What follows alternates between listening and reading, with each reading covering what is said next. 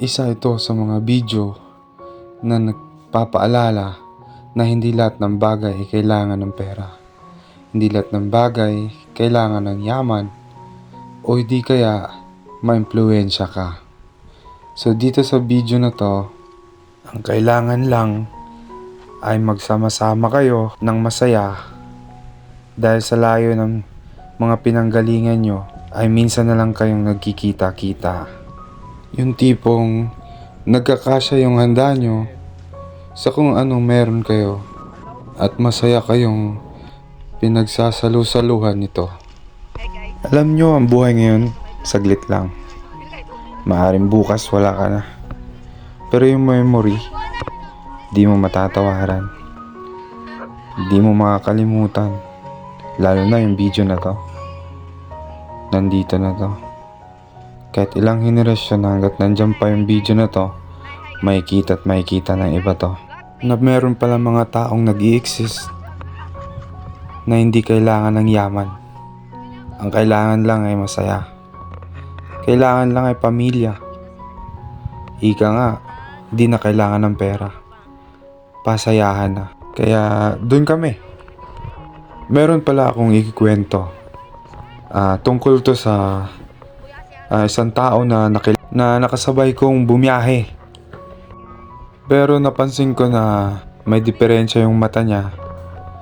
Yun, sabi niya sa akin, nagkwento siya sa akin.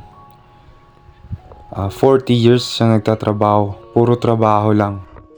I-share niya sa akin lahat ang mga napagdaanan niya at pati na yung mga trabaho niya noon. At isa lang yung hindi ko makalimutang sinabi niya sa akin, yung salitang, ano naman daw niya ang pera. Hindi niya naman daw ito madadala pag siya ay namatay na.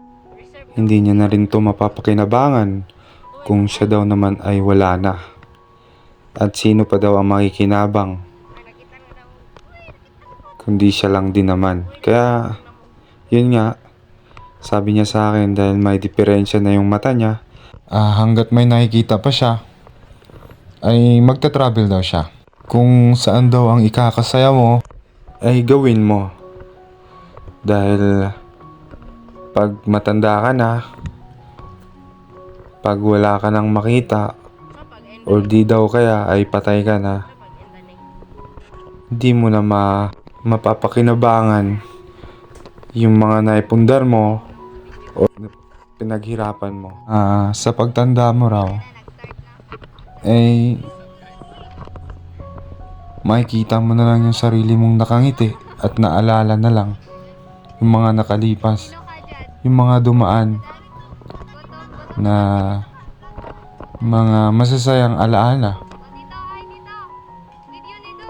Pero pag wala ka nang makita o matandang-matanda ka na raw, nasa bahay ka na lang, naisip mo na sana ginawa mo noon mga bagay na sana magpapasaya sa'yo.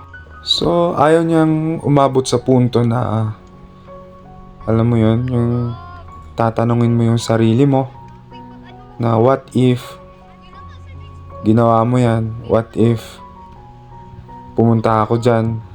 So yun lang guys, di kailangan laging malungkot sa buhay. Kasi pag malungkot ka, maaga kang mawawala sa mundo. At pag masaya ka naman, sigurado ako madadagdagan buhay mo. So yun lang at mag-iingat lagi at God bless. Bye-bye.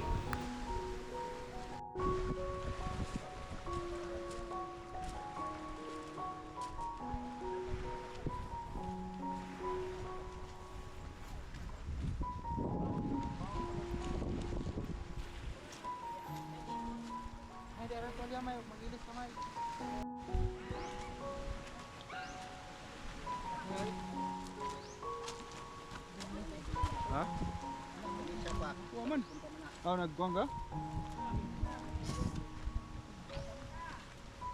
Ayaw, tuno ba ng bato?